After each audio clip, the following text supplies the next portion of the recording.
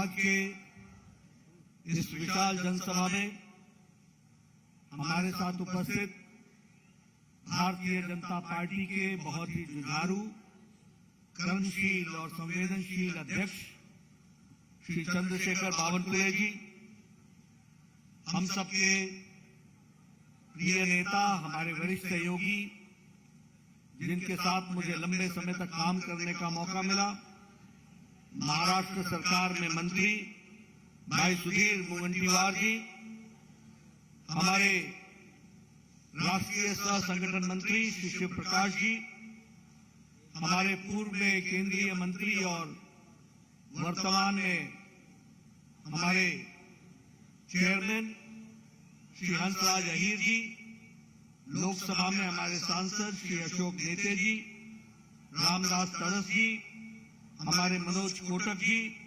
संजीव रेड्डी जी, संदीप ध्रुवे जी, श्री बंटी जी, रामदास आंबेडकर जी, हमारे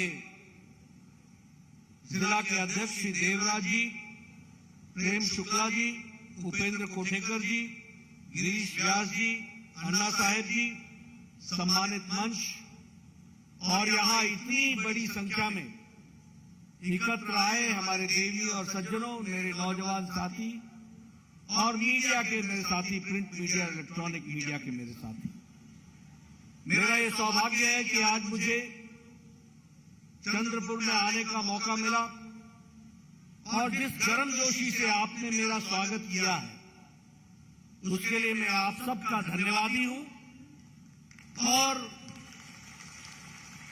आप सबके सहयोग से भारतीय जनता पार्टी आगे बढ़े, इस कामना को लेकर के चंद्रपुर में भी भारतीय जनता पार्टी का परचम सदा लहराए, इस कामना के साथ मैं अपनी बात की शुरुआत करता हूं। मैं यहां जब आया हूं तो मैं महाकाली को याद न करूं तो शायद मेरा आना सार्थक नहीं होगा। इसलिए सबसे पहले तो मैं महाकाली को वंदन करता हुआ, नमन करता हुआ अपनी बात को प्रारंभ करता हूं। साथ ही साथ वीर बाबूराव शेरनाकी जी को याद करना यह भी मेरी जिम्मेवारी बनती है, जिन्होंने इस देश के लिए अपने आप को आहूत किया। ऐसे वीर पुरुष को भी याद करना मेरी जिम्मेवारी बनती है। मित्रों, मुझसे पूर्व वक्ताओं ने बहुत सी बातें आपके सामने रखी है और उन्होंने बड़े विस्तृत रूप में चंद्रपुर के इतिहास के बारे में, चंद्रपुर के योगदान के बारे में, ये सारी बातें आपके सामने रखी हैं। मैं जब आज आपके बीच में आया हूं तो कुछ बातों की तरफ आपका ध्यान आकृष्ट करना चाहता हूं। सबसे पहली बात तो यह है कि हम सब लोगों को यह ध्यान में रखना चाहिए कि जब विश्व मुसीबत के दौर से गुजर रहा है, जब विश्व हर तरीके के आघात के बीच से गुजर रहा है और हर देश अपने आप को संकट में पा रहा है, तो हम सौभाग्यशाली हैं कि भारत जैसे देश, 130-135 करोड़ का देश, इसका नेतृत्व हमारे आदरणीय प्रधानमंत्री श्री नरेंद्र मोदी जी कर रहे हैं, जो देश को विपरीत परिस्थिति में भी आगे ले जाने में कोई कसर नहीं छोड़ रहे हैं। इसको हमको समझना चाहिए। और फिर मैं यहां यह भी कहना चाहूंगा, सिर्फ कहने के लिए मैं नहीं कह रहा हूं, जिस देश ने हमको 200 साल तक राज किया, ब्रिटानिया, ब्रिटेन, आज इस मंदी के जमाने में भी भारत ब्रिटेन को प्रसार करके दुनिया की 5वीं नंबर की अर्थव्यवस्था बनकर के खड़ा हो गया। आज जब अमेरिका इन्फ्लेशन से लड़ रहा है, रशिया इन्फ्लेशन से लड़ रहा है, वहां भारत अपने इन्फ्लेशन को स्टेबिलिटी के साथ देश की अर्थव्यवस्था को मजबूत नींव पर रखने का काम कर रहा है। अगर आज मैं बात करूं तो सिर्फ इतना ही नहीं है, आज हम स्टील में दुनिया के दूसरे नंबर के मैन्युफैक्चरर हो गए। 8 सालों के अंदर जो देश 52% मोबाइल बाहर से लाता था, आज यह देश 97% मोबाइल भारत में बना रहा है और दुनिया को सप्लाई कर रहा है। केमिकल में हम सबसे बड़े एक्सपोर्टर, फार्मास्यूटिकल्स में हम सबसे बड़े एक्सपोर्टर, स्टील में हम सबसे बड़े एक्सपोर्टर। इसलिए आज अर्थव्यवस्था की दृष्टि से देखा जाए तो जब दुनिया की अर्थव्यवस्थाएं लड़खड़ा रही हैं, वहां हम आदरणीय मोदी जी के नेतृत्व में एक मजबूत अर्थव्यवस्था के साथ आगे बढ़ने का काम कर रहे हैं। इसको भी हमको समझ लेना चाहिए। मैं यहां ये भी कहना चाहूंगा कि आज हम सब भाग्यशाली हैं। मैं यहां देख रहा हूं आप सब लोग बड़े नजदीक नजदीक बैठे हैं, किसी ने मास्क नहीं लगाया है और सब बड़े आराम से बैठे हैं। अमेरिका में अभी तक टीकाकरण पूरा नहीं हुआ है, यूरोप ने अभी तक टीकाकरण पूरा नहीं किया है, चीन की हालत आप लोगों ने टेलीविजन में देख ली है। वहीं मोदी जी के नेतृत्व में भारत 220 करोड़ टीकाकरण डबल डोज और बूस्टर के साथ सुरक्षा कवच पहन करके हमारे सामने ये तस्वीर दिखती है।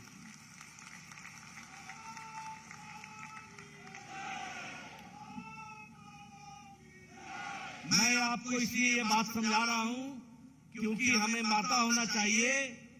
सूरज दिखे तो ये तो पता चले कि अंधेरा क्या होता है।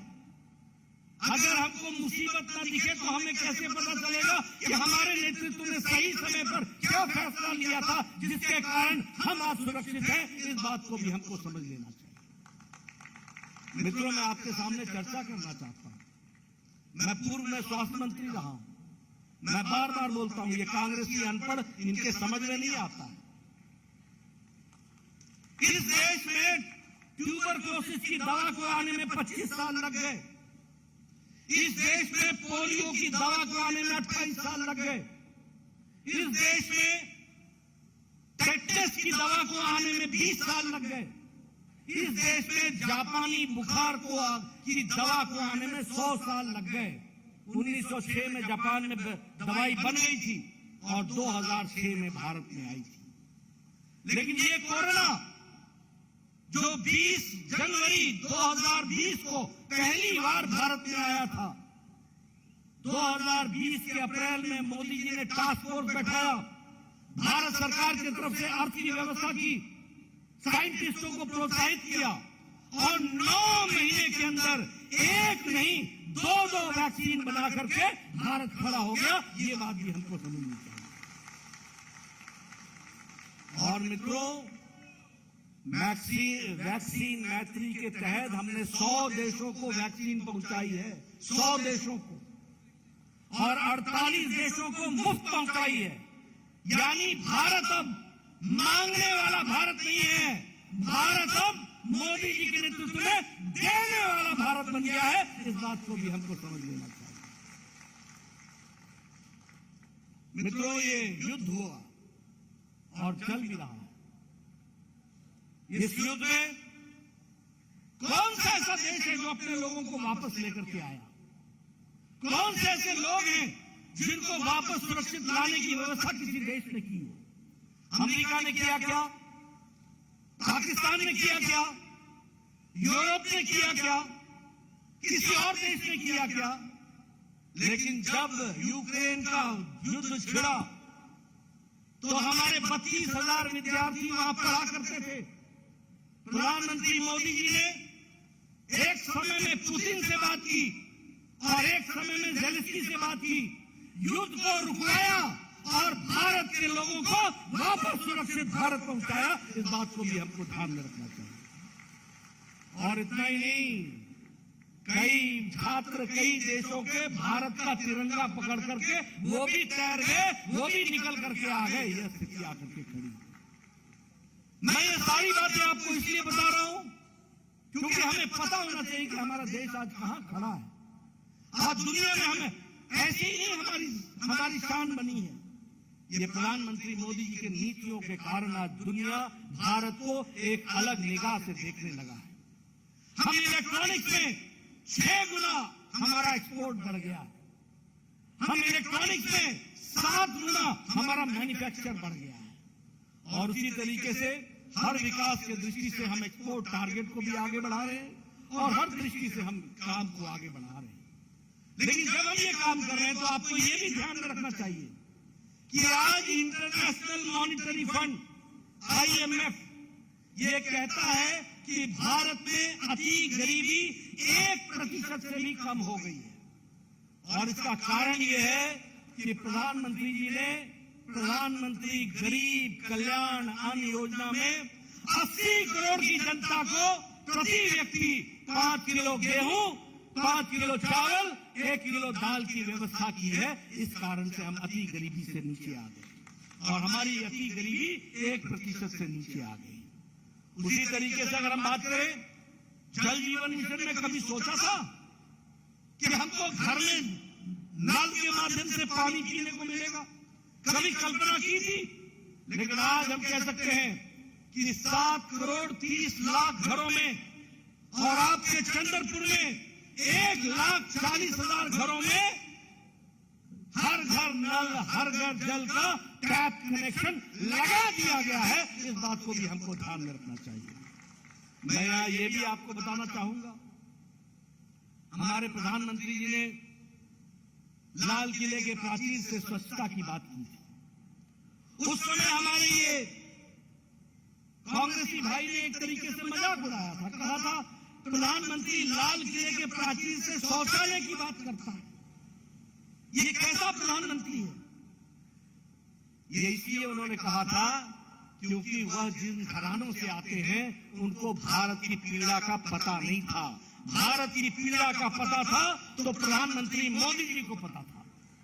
और आज आपको जानकर खुशी होगी कि 12 करोड़ परिवारों को शौचालय दिया गया। ये शौचालय नहीं है मित्रों, ये 12 करोड़ की जनता को इज्जत देने का काम किया, महिलाओं को इज्जत देने का काम किया तो आदरणीय नरेंद्र मोदी जी ने किया। क्या देश था? 70 साल की आजादी हो गई, 12 करोड़ बहनें अपने दैनिक नित्य क्रम के लिए खेतों में जाया करती थी। ये देश की तस्वीर थी। अगर 12 करोड़ बहनों को इज्जत दिया गया तो वह भी प्रधानमंत्री जी के द्वारा दिया गया, ये भी हमको ध्यान में रखना चाहिए। उज्ज्वला योजना, उजाला योजना, सौभाग्य योजना, ये सारी योजनाएं ये महिलाओं को सशक्तिकरण करती है। मुझे नहीं मालूम ये ट्राइबल एरिया है, लेकिन सुधीर जी, हंसराज जी, मैं गांव से आता हूं, मैं पहाड़ों से आता हूं। हमारे इलाके में महिलाएं सवेरे 4 बजे उठती थी, 5 बजे वो जाया करती थी अपने दैनिक नित्यक्रम करने के बाद जंगलों में लकड़ी काटा करती थी। लकड़ी काट करके बोझा सर पर डाल करके घर आया करती थी और तब जाकर के 6 बजे 7 बजे घर का चूल्हा जलता था और वह बच्चों को रोटी पका करके स्कूल जाने की व्यवस्था भेजती थी। आज 11 करोड़ बहनों के लिए उज्ज्वला के माध्यम से गैस का कनेक्शन दे दिया गया है। अब हमारी बहनें टच से लाइटर जलाती है, 5 मिनट में चाय, आधे घंटे में भोजन करा करके अपने परिवार को आगे बढ़ाती है। ये छोटी घटना नहीं है। मैं आप राजनीतिक कार्यकर्ता हैं, आपको मैं बताना चाहता हूं किस तरीके से आम महिलाओं को ताकत मिली है। इस बात को भी हमको समझना चाहिए। आप बताइए, प्रधानमंत्री किसान सम्मान निधि में हर चौथे महीने 11 करोड़ 74 लाख किसानों को 2-2 हजार रुपए मिल रहे हैं कि नहीं मिल रहे हैं? उनको ताकत मिल रही है कि नहीं मिल रही है? और सबसे बड़ी बात यह है कि एक प्रधानमंत्री बोलता था कि मैं 1 रुपया भेजता हूं तो 85 पैसे घर में बीच में खर्च हो जाते हैं, 15 पैसा ही जाता है। पता नहीं कौन सा हाथ था जिसमें वो फंस जाता था, कहां फंस जाता था। आज हमारे प्रधानमंत्री जी दिल्ली में एक बटन दबाते हैं और 11 करोड़ 74 लाख परिवारों को 2,000 रुपए उनके खाते में 15 सेकंड के अंदर पहुंच जाता है। 15 सेकंड के अंदर ये है डिजिटल इंडिया, ये है डिजिटल बढ़ता हुआ भारत। प्रधानमंत्री फसल बीमा योजना हो, किसान मानधन योजना हो, कोई भी योजना हो, सारी योजनाएं जो चलाई गई हैं वह देश को और किसान भाइयों को ताकत देने के लिए चलाई गई हैं, ये हमको समझना चाहिए। मैं यहाँ ये भी कहना चाहूंगा, आयुष्मान भारत जिसकी चर्चा भी सुधीर जी ने की, मित्रों ये दुनिया इससे टकरा जाती है। 10 करोड़ 74 लाख परिवार, 50 करोड़ लोग, यानी भारत की 40% की आबादी को मोदी जी ने 5 लाख रुपए गंभीर बीमारी से लड़ने के लिए हर साल सालाना 5 लाख रुपए देने की व्यवस्था की है। ये दुनिया का सबसे बड़ा हेल्थ कवरेज है। दुनिया का कोई मुकाबला नहीं कर सकता। 50 करोड़ का मतलब मालूम है, सारी अमेरिका की आबादी, सारी कनाडा की आबादी, सारी मेक्सिको की आबादी और आधी यूरोप की आबादी मिला लो तो भारत का आयुष्मान भारत बनता है। इस बात को समझ लेना चाहिए। ये ताकत और उनको ये व्यवस्था करके देना, यह भी हमको ध्यान में रखना चाहिए। मैं यहाँ आपके साथ बहुत सी बातें कर रहा हूँ, आप कहोगे मेरे महाराष्ट्र की बात करो। मैं आपको कहना चाहूंगा, अभी पिछले महीने की 12 तारीख को प्रधानमंत्री मोदी जी आए थे, 11 तारीख को, और उन्होंने यहां पर 75,000 करोड़ रुपए के प्रोजेक्ट का शिलान्यास किया। 75,000 करोड़। यह है महाराष्ट्र, बदलता महाराष्ट्र। उसी तरीके से नेशनल रेल प्रोजेक्ट में 1500 करोड़ रुपए का प्रोजेक्ट दिया। उसी तरीके से national institute of one health, इसमें 110 करोड़ रुपए का प्रोजेक्ट दिया। नाग रिवर के लिए, पोल्यूशन अबेटमेंट के लिए 1925 करोड़ रुपए का प्रोजेक्ट दिया। और उसी तरीके से वंदे भारत नागपुर से बिलासपुर चलाई गई, और उसी तरीके से नागपुर मेट्रो फेज 1, इसमें 8,650 करोड़ रुपए खर्च करके फेज 1 की शुरुआत की और 6,700 करोड़ का फेज 2 का शिलान्यास कर डाला। ये बदलता हुआ नागपुर खड़ा किया, ये बदलता हुआ हमारा महाराष्ट्र को खड़ा किया गया। उसी तरीके से हृदय सम्राट बाला साहब ठाकरे जी का महाराष्ट्र का समृद्धि महामार्ग, जो 520 किलोमीटर का है, नागपुर से शिरडी, उसका भी इनॉग्रेशन किया, उसका भी उद्घाटन किया, और साथ ही साथ 701 किलोमीटर का एक्सप्रेस वे के लिए 55,000 करोड़ रुपए का आवंटन किया है। मैं ये आंकड़े गिना रहा हूं मित्रों। कोई कांग्रेसी इस तरीके से आंकड़े गिना सकता है क्या? गिना सकता है क्या? कोई बता सकता है इस तरीके से? ये मोदी जी की संस्कृति है, रिपोर्ट कार्ड लेकर के जनता के बीच में जाना। जो कहा है वो किया है, जो कहेंगे वो करके देंगे। ये ताकत पैदा हुई है तो प्रधानमंत्री मोदी जी के नेतृत्व में हुई। और उसी तरीके से पिछले महीने की 18 तारीख को नितिन जी ने 8 नेशनल हाईवे का उद्घाटन किया। 1,800 करोड़ रुपए उस पर खर्च हुए। महाराष्ट्र का पहला इलेक्ट्रॉनिक मैन्युफैक्चरिंग क्लस्टर, यह भी 492 करोड़ रुपए का, इसका भी राजनांदगांव पुणे में इसका भी अप्रूवल जो है वो अप्रूवल मिल गया है। और इसमें 2,000 करोड़ रुपए खर्च होंगे इस क्लस्टर में, इलेक्ट्रॉनिक मैन्युफैक्चरिंग क्लस्टर में। और इसके साथ साथ इसमें लगभग 5,000 लोगों को डायरेक्ट नौकरियां मिलेंगी और लगभग 50,000 लोगों को इनडायरेक्ट नौकरियां मिलेंगी। यह इसके विकास के साथ जुड़ा हुआ है। अगर मैं नरेंद्र जी की और देवेंद्र जी के डबल इंजन की बात करूं तो एक नहीं बहुत से कार्यक्रम हुए। अगर वाइब्रेंट गुजरात है तो मैग्नेटिक महाराष्ट्र है, और मैग्नेटिक महाराष्ट्र के लिए आप लोगों ने काम किया। उसी तरीके से फॉरेन डायरेक्ट इन्वेस्टमेंट महाराष्ट्र में जब से आपकी सरकार आई है, फिर से जब से, मैं तब नहीं बता रहा हूं जब वो आघाड़ी की पिछाड़ी सरकार थी, आघाड़ी की पिछड़ी सरकार थी। अब मैं आपकी बात कर रहा हूं जो आपकी सरकार आई है। 3,75,000 करोड़ रुपए का फॉरेन डायरेक्ट इन्वेस्टमेंट महाराष्ट्र में आया है। ये भी हमको ध्यान में रखना चाहिए। इसलिए एक नहीं अनेकों काम को विकास की दृष्टि से जोड़ने का काम किया है। और मैं यहां ये भी कहना चाहूंगा कि बहुत से काम हैं जिनको पूरा किया गया। अगर मैं चंद्रपुर की बात करूं तो मुझे खुशी है कि मेडिकल कॉलेज की मान्यता देने का मुझे सौभाग्य मिला। लेकिन मुझे सबसे ज्यादा खुशी इस बात की है, ये ट्राइबल बेल्ट है। मैं स्वास्थ्य मंत्री था, प्रधानमंत्री मोदी जी ने जापान में जाकर के सिकल सेल की चर्चा की थी, दुनिया के मंचों पर उन्होंने चर्चा की थी।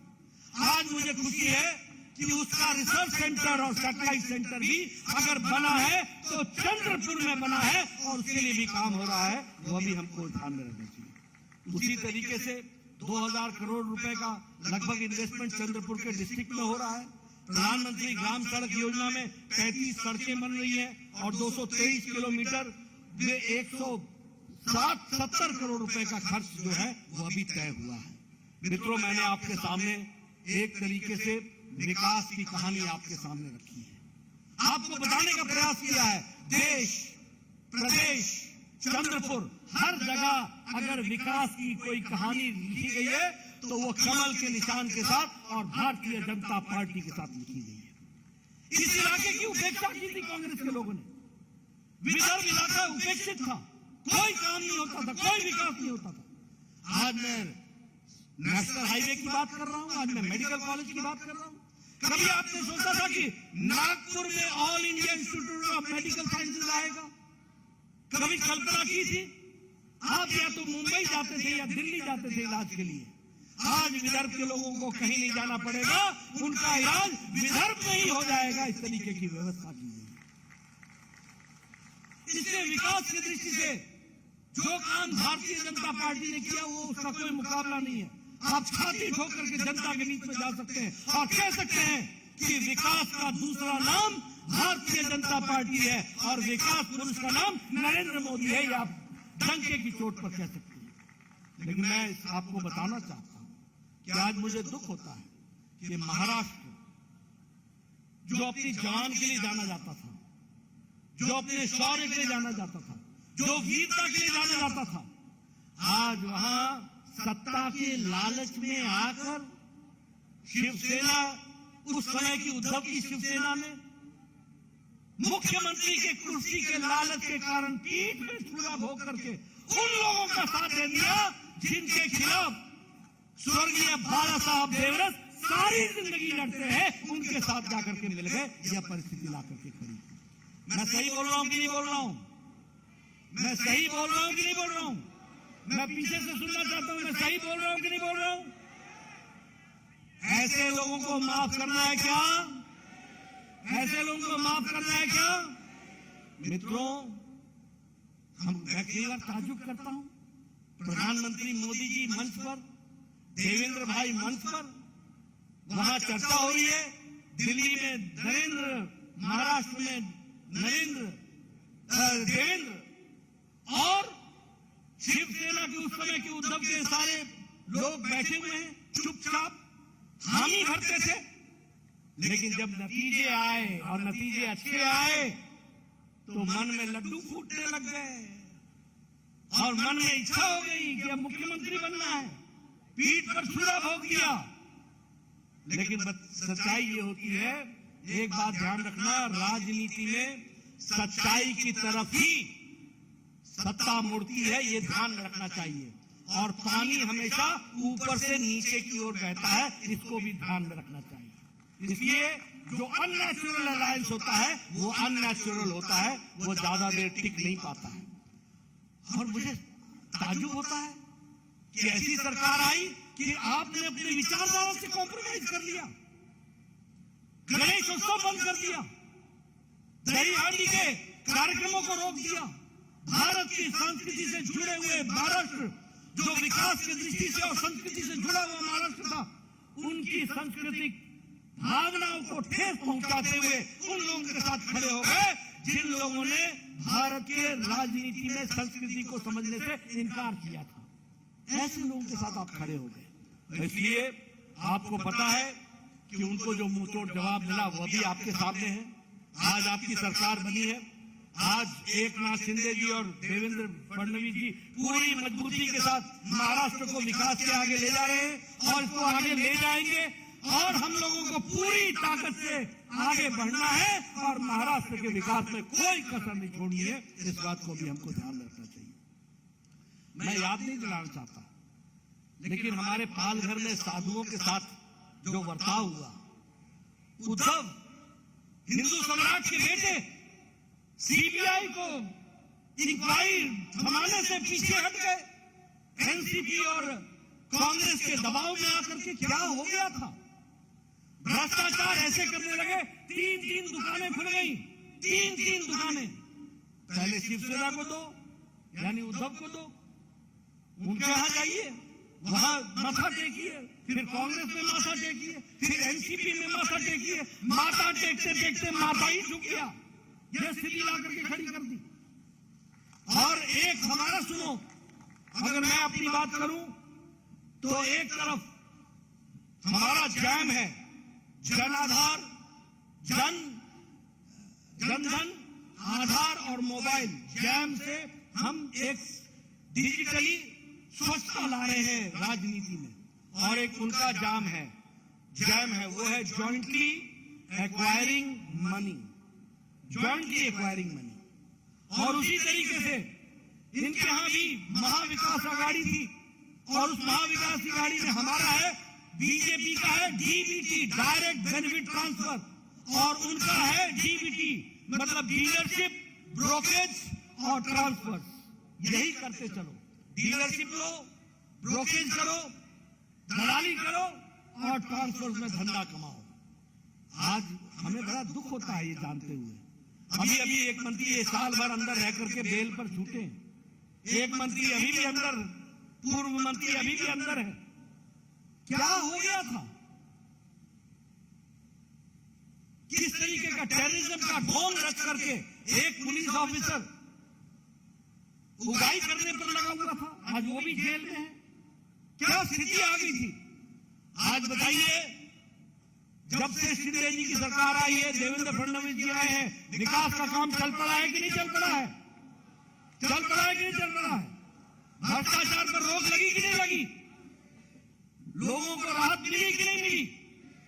मित्रों, मैं आपसे ये निवेदन करने आया हूं, राजनीति में इशारों को समझो और राजनीति में हमेशा ध्यान रखो कौन लोग आपके सही शुभचिंतक हैं और कौन लोग घड़ियाली आंसू बहाकर आपके हुकूकों का नुकसान करते हैं। और मुझे पूरा विश्वास है कि आपके ध्यान में आएगा कि इस काम को करने के लिए, महाराष्ट्र को आगे ले जाने के लिए और कोई नहीं है, वह हमारी सरकार, भारतीय जनता पार्टी, एकनाथ शिंदे जी और देवेंद्र फडणवीस की सरकार है। और पार्टी में भारतीय जनता पार्टी आगे बढ़ने के लिए, आपकी सेवा के लिए आतुर है।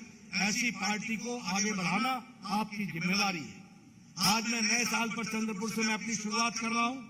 सुधीर मुनगंटीवार जी ने कहा है, हंसराज जी ने कहा है कि कश्मीर से लेकर के कन्याकुमारी तक और कच्छ से लेकर के कटक और नॉर्थ ईस्ट तक हमको भारतीय जनता पार्टी को विजयश्री बनाना है। मैं जरूर बनाऊंगा, इसके लिए पूरी ताकत लगाऊंगा, लेकिन उसकी शुरुआत चंद्रपुर से होगी, इसको भी हमको ध्यान में रखना होगा। मुझे पूरा विश्वास है आप हमारी बात को पूरा करेंगे। कमल खिलेगा, सूरज निकलेगा, अंधेरा छटेगा, देश आगे बढ़ेगा। बहुत बहुत धन्यवाद।